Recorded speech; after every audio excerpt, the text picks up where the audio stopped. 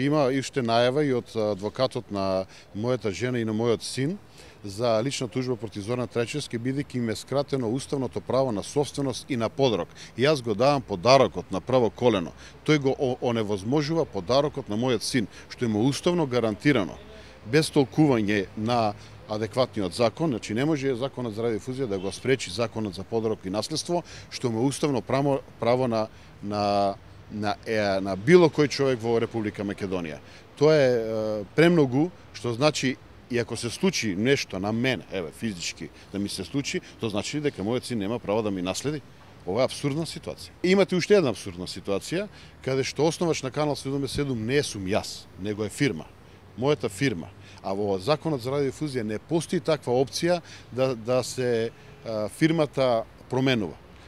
Значи, собственоста на Канал 77 повторно ќе остане истата фирма. Јас сменувам собственик на собственикот. Тоа во самиот закон не постои такво поврзано лице. И затоа јас барав со месеци да ми објаснат дали Горан и мојата фирма е исто. Тие не дадоа.